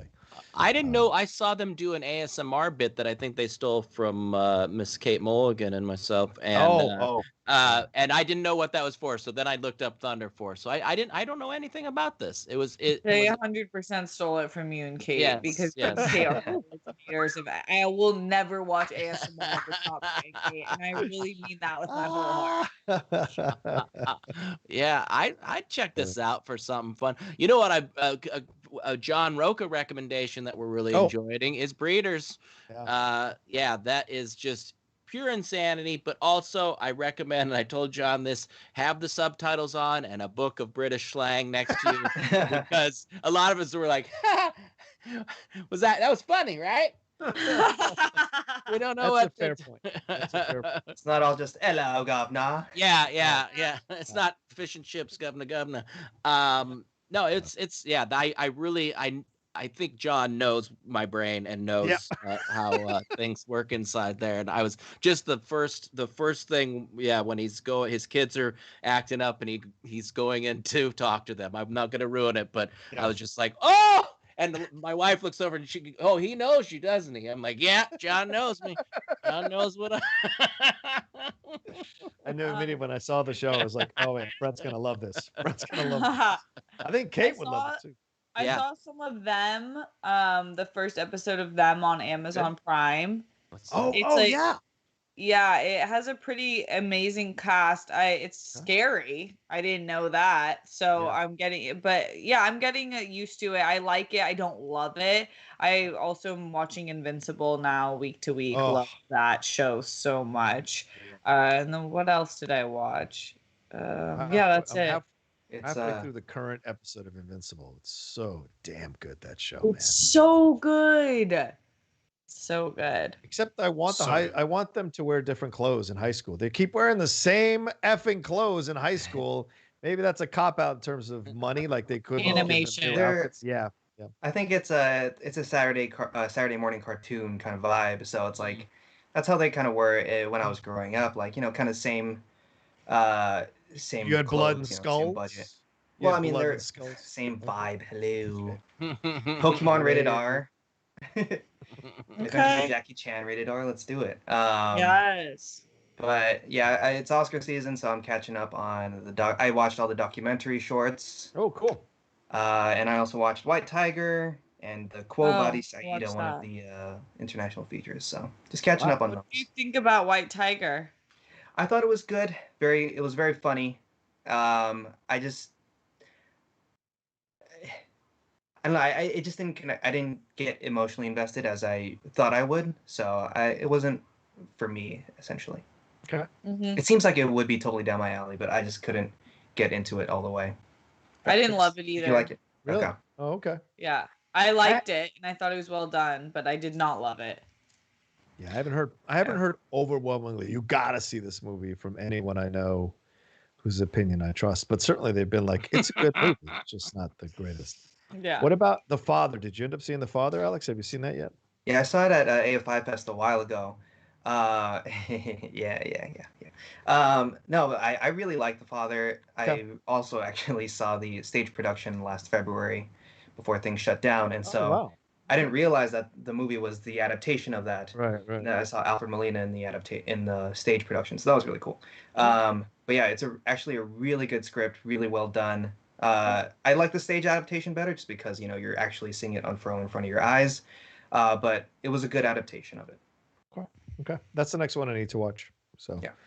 All right, where else are we off to, Alex? Should we get into some Streamlabs? We got half an hour left in the show.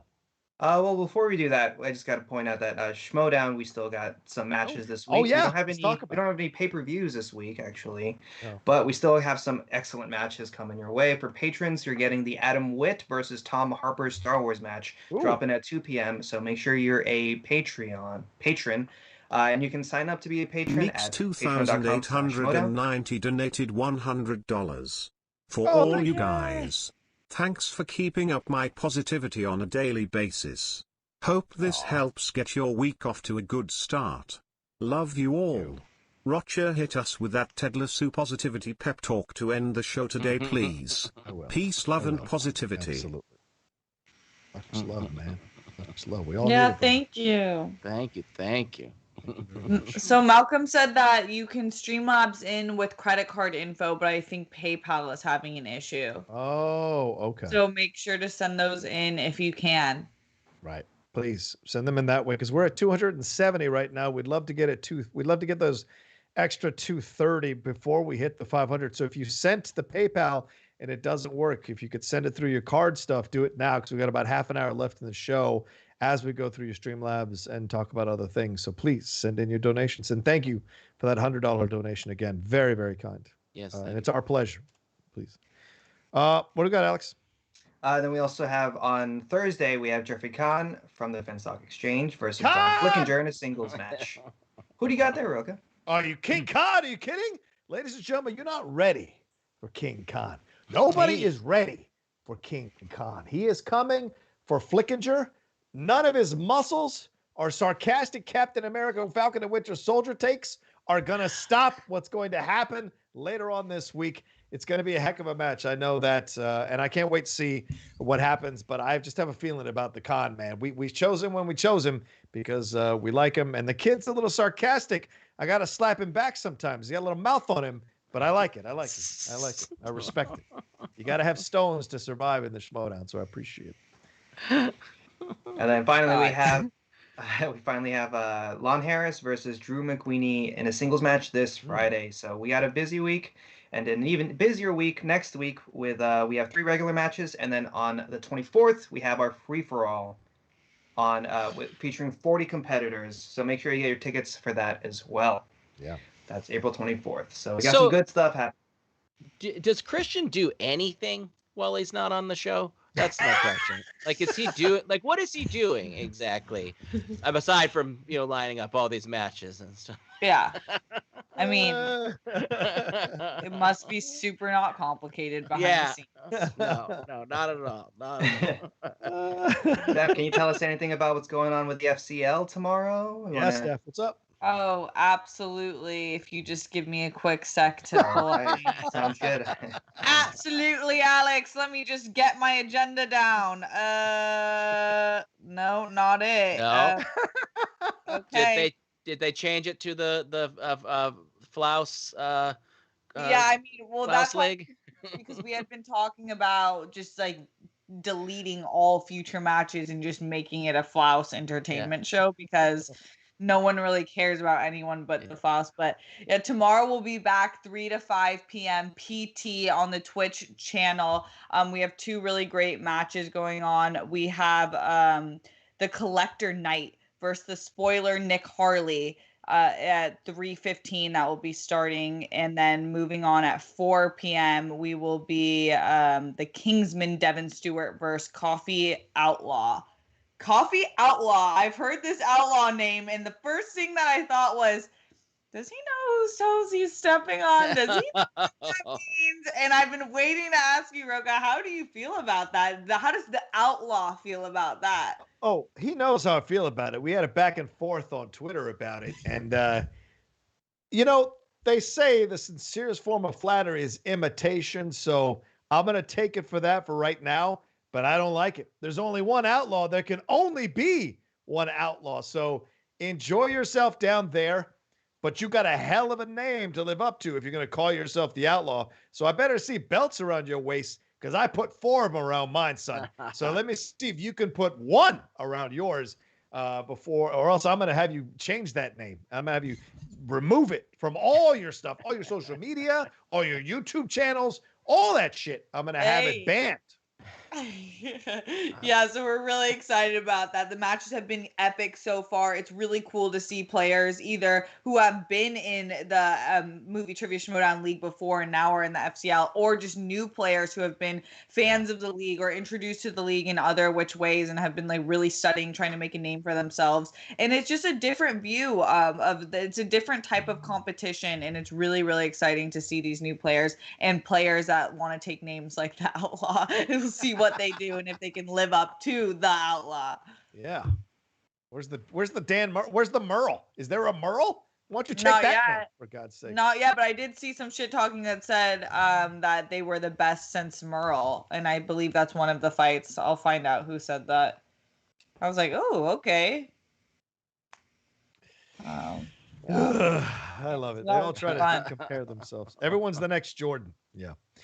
All right. What's next, Alex? What do we got? Okay, let's get to some Streamlabs now that I have a few in the can. Pac-Man Dwayne says, I totally agree with Rocha about Steph would love Bianca. To be honest, she is my favorite wrestler working right now. She's more like The Rock and Austin. Her character is an enhanced version of her. That's the wrestling I love growing up. Agreed. You love I would love to look more into it. She's great. Her matches are stellar, and she's physically just incredibly strong. Okay. All right. See that guy over there says, hello, SEN crew. My WrestleMania highlights were Bad Bunny's Canadian Destroyer on John Morrison, Bianca carrying Sasha back into the ring, Shane getting dropped again, and Logan Paul getting stunnered. Night 1 is better than Night 2. Yeah, I agree with that. I also think Night 1 had a better lineup. Even before the match started, Night 1 seemed to have more of a better lineup, and they started Night 2 with a couple of kind of confusing creative decisions, I guess I would say, and then it kind of took off. The Owens and Zayn match is what really kind of started Night 2, and the rest of the night was actually pretty good for the most part. So yeah, I'd agree with that. All right, next one from Alan Smithy. True story. Don't ask Bill Murray about Lucy Liu's acting ability. From the set of Charlie's Angels, Bill Murray stopped a scene in progress and pointed at Lucy Liu, saying, "You can't act." Liu blew her lid and attacked Murray while throwing punches. Is that real? Yeah, that's a rumor that happened, like a pretty strong rumor that happened on set, and that's why they say Bill didn't come back for the second one, and they replaced him with Bernie Mac because of that situation. Good. Yeah, I love Bill Murray. I love him, but don't fucking do that. And also, Bernie Mac is a legend, and seeing him in Charlie's Angels was such a great thing to happen. We've talked about this before, and Bill Murray would probably ruin my dreams if I met him. Yeah, I have a feeling that from what I've heard, it wouldn't be the wonderful experience that I've been wanted for my whole life. But and that is, if that happened, I mean, that kind of like, who does that? Like, rumor or not, I mean, yeah, I'm sure it's happened in some regard, but that's horrible. And another thing I want to bring up, Steph, is I need to get that T-shirt for my daughter. My wife and I apparently do not say Naruto. Are we saying it? Yeah, no, it's. I'll say Naruto, and she's like, no, it's Naruto, or vice versa, or something like that. And apparently, no matter how we say it wrong. And I just sent her a text that said, she goes, I want a Naruto shirt. So I'll find her it. I'll get her it. It's Naruto Shippuden. Naruto. Oh, I'm gonna tell her she's wrong. Type. No, she's the coolest kid ever. Yeah. I will get her it. So there's my sidetrack. I love it. All right, my 47th one for today. What's next? I've had like 800. Jamin John says, Rocha, rank these De Palma films. Oh, shit. Carrie, The Untouchables, Phantom of the Paradise, Blowout, and Dressed to Kill. Ooh. Well, Untouchables first, Dressed to Kill, Carrie, Blowout, then Phantom of the Paradise. There you go.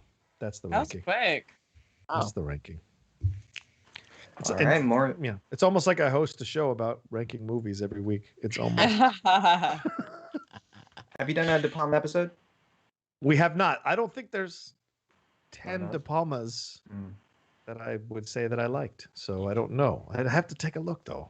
We barely got to 10 on Fincher, and only because Mank came out. So you're surprised at how many don't have 10 films yet, So, but De Palma certainly does. All right. Next one from Morse Code Z. This was to be a Schmobot, but Streamlabs blocked me for some reason. Came in at 11:15 after office meeting. Alex on screen. Yay. Malcolm still in AI. Steph is styling. Rocha way too awake. Hi, Brett. Sorry, bud. Hi, Brett. Brad Dad Talks donated $20. Yo, what's up? You. What did the blanket say when it fell off the bed? Sheet. Thank you for all the fun. Thank you, I like that. I like that. And that was all of our Streamlabs for now, so make sure to keep on donating if you have the chance, folks. Yes. Maybe. Yeah, see, I just looked at De Palma. I can't get to 10. I can't get to 10 films that I liked of his. I really can't. That's a shame. Yeah, all right. Anyway. I don't know. I point of clarification, or I don't want to get technical here, but I think the blanket would have been upset with the sheet for causing it to fall, so it would have said like "F this a-hole sheet," right? Because the sheet would have pushed the blanket or somehow caused the fall. So sorry to. I think the best way jokes are best explained. Yeah. Well, okay. Do the music. Listen. Come in here. If you're gonna do a pun, you gotta get your facts straight, okay? Blankets and sheets are two different nationalities. All right, your sheet is underneath, and it's a lighter fabric. A blanket's a bigger fabric. So if you're thinking of the joking term, the sheet. Maybe it was slippery. Maybe you have like a microfiber, some sort of silk sheet, and perhaps that caused the blanket to fall off, and he would have been, well, F this sheet, not like, oh, sheet. Oh, sheet would be like, oh, sheet, like saying, like, I just got a sheet. I'm a blanket. So just get your back straight before you knots it in. That was incredible. That was well done. Absolutely killed it. Well, it was worth the 50 or 100, whatever it was. 75, yeah. Did you? Speaking of the sheets and blaming blanket, did you guys see Bowen Yang's Titanic thing this weekend as the iceberg? Yes, make him a series regular. God. He is not a side character. Bowen Yang and Chris Redd in particular have carried the past 2 seasons. Like, and Chris Redd is constantly forgotten about in the titling of articles. It's such bullshit. I don't know how you miss these two, but Bowen Yang's Titanic. This is what made me so excited about it. Was just like something you hadn't seen in a while, or like at all on SNL, and he's just creating like his own little sliver of comedy, which is what all the SNL greats do. They take something that like people aren't talking about, or a different type of observation, a different type of character, and make it funny. Like, who the fuck would be arguing for the iceberg in Titanic? But he made it. I was like, he's right. What are we mad at the iceberg first? He was just chilling there. It was genius. I mean, it was so funny. You're right. And because it was the anniversary, I guess, of it happening. And so he played the iceberg. And you're right, Steph, simple and brilliant, and he's like, it's so funny. He's like, I was just sitting here, minding my own business. And all of a sudden, you hit me. I don't know why I'm being blamed for this. And then my favorite part of the sketch when he goes, how come no one's talking about the water? Everyone's blaming the ice. The water, they drown, bitch. And I was on the fucking floor. I watched it like 3 or 4 times. It is fucking great fun, so great comedy. Good. Oh my god! And then he has an album. He's promoting an album, which is why he's there. The iceberg is an album called. Yeah, well, I don't want to give up. I think the delivery of what the album is called was hilarious. Chris Redd, is it Reed or Redd? Yeah, Redd. He said that they posted an article, and it was Pete Davidson, Kid Cudi, and Timothy Chalamet, and it said, it didn't mention him at all. He's like, I would probably get edited out of my own dick pic.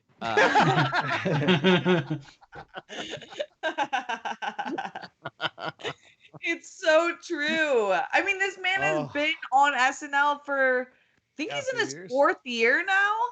That, like, how are you not, if you're a Variety or Hollywood Reporter, you're not really doing your job if you don't know the cast of SNL and who's involved. And it just, you don't know how the show works, because he obviously played a part in writing that script, and he does with all the musicals. If you saw him in Popstar, you knew that's what he was going to bring to SNL, is the musical sketches. So it's just like, how do you miss that?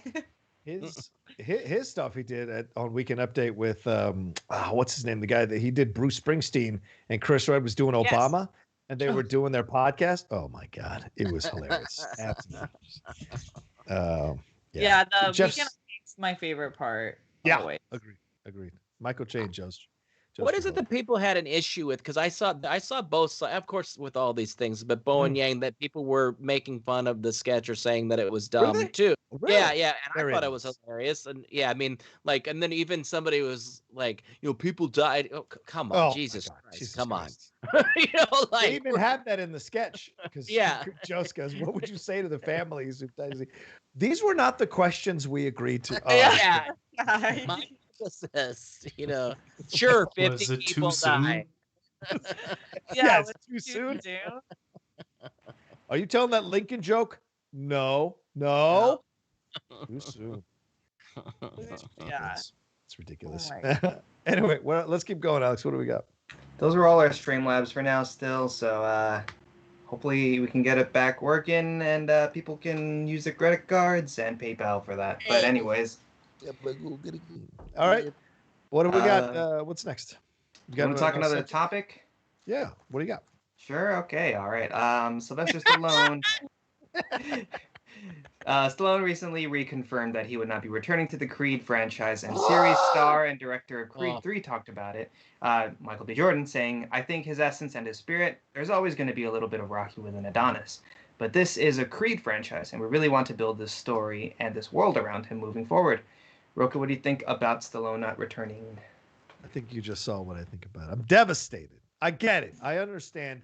And I knew this was coming, because the end of Creed 2, when he doesn't get in the ring and he fist bumps Adonis and he says, "This is your time now," that was him essentially saying goodbye to the character. Yeah. So I'm heartbroken. I'll always be heartbroken that he's not coming back, because I would argue that Creed resuscitated Rocky Balboa. I know people like the Rocky Balboa one with Antonio Tarver. That does not get better with age. There's a couple of really good scenes in that movie, but it's not really one of the best.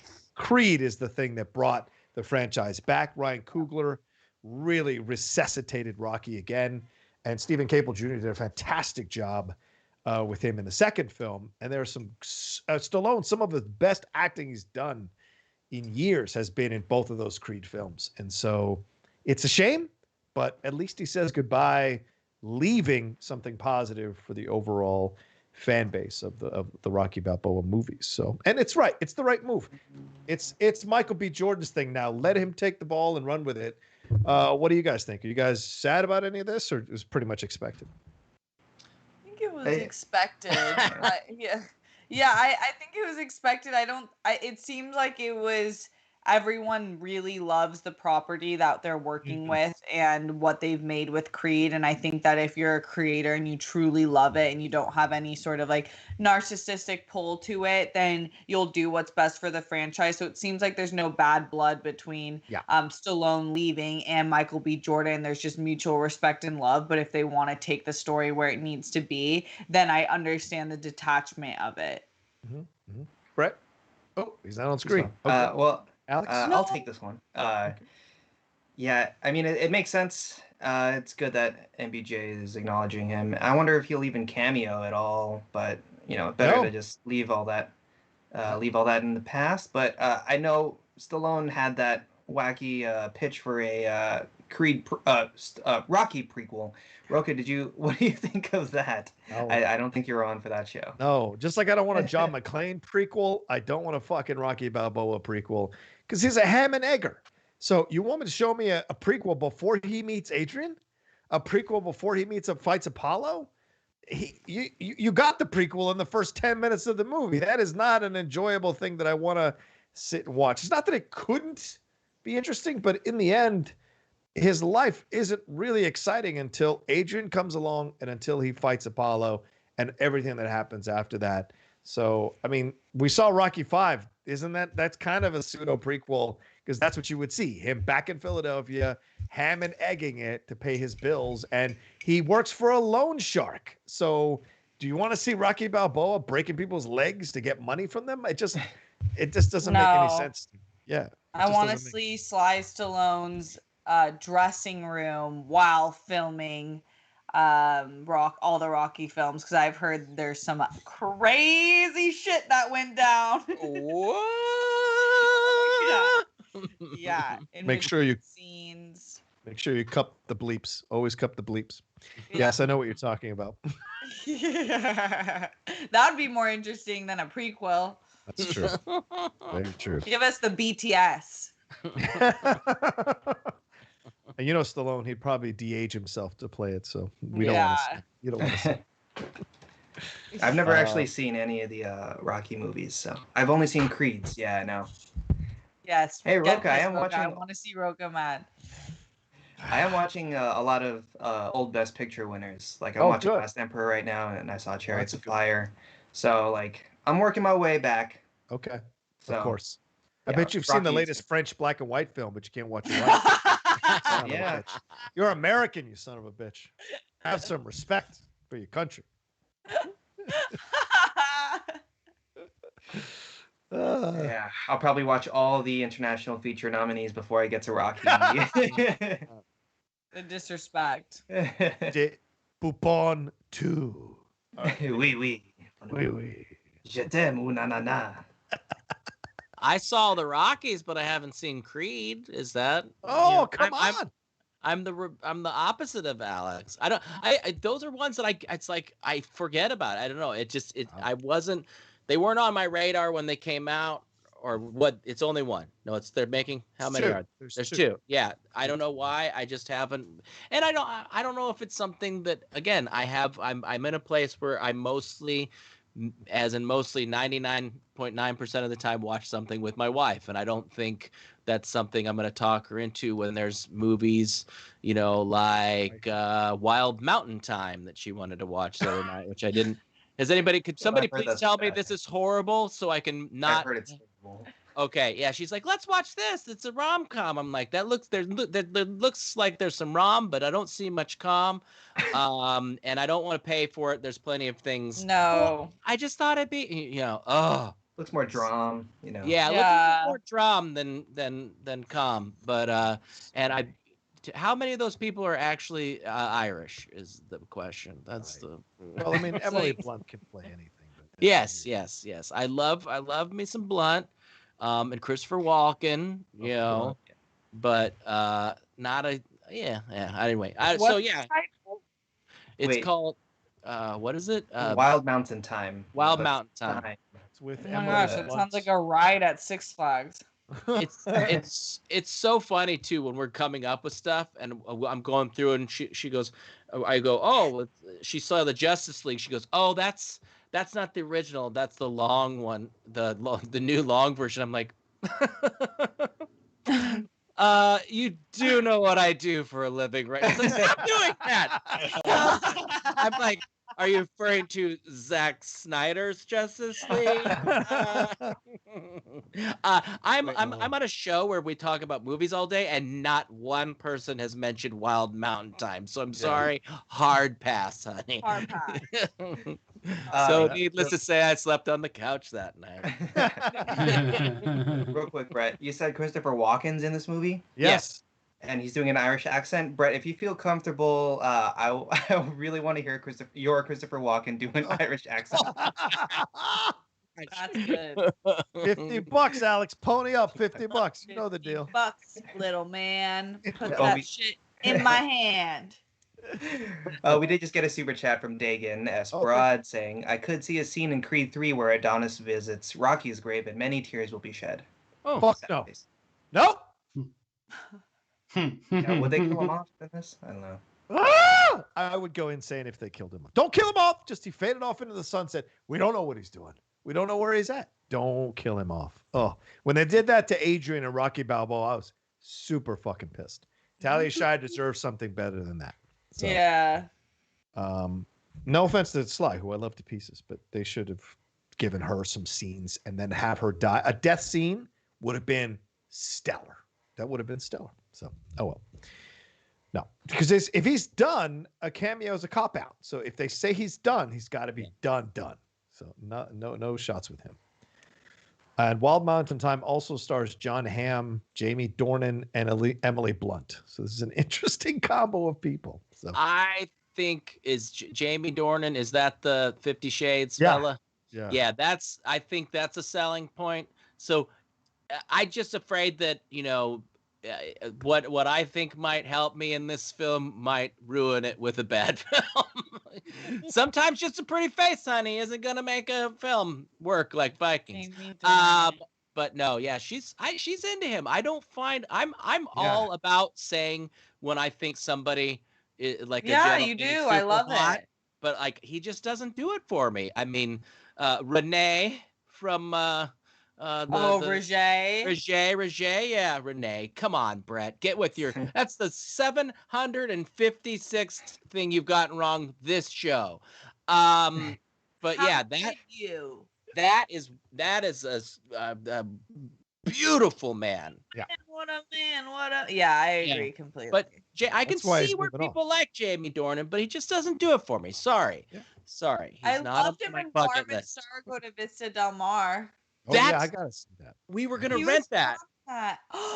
Brett, you and your wife, I have to rent it. Just like have, you got it.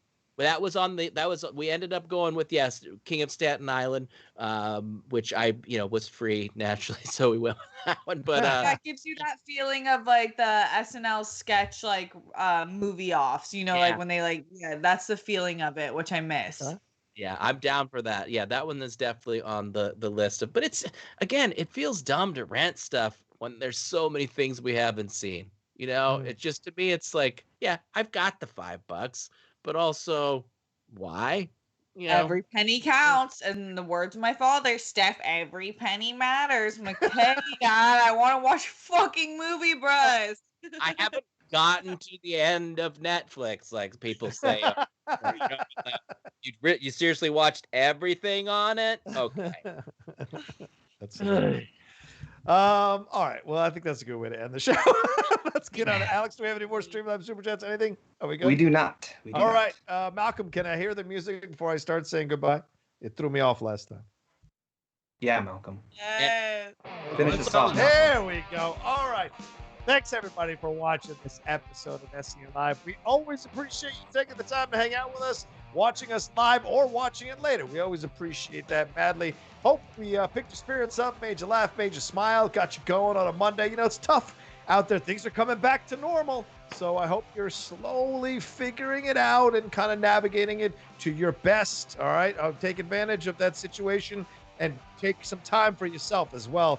It's not easy going back. Thank you to Kristen Halla for letting me host today. And much love to Steph Sabraw, Brett Sheridan, Alex Marzoña, and the great Malcolm. So much fun for everybody. Thank you so much. And listen, it's Monday, right?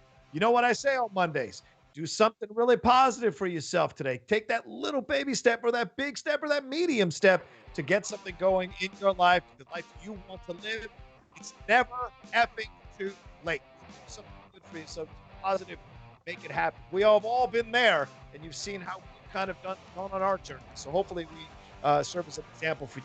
Keep going. All right. We love you. We'll talk to you tomorrow, 10 a.m. PT for another brand new episode of SEN.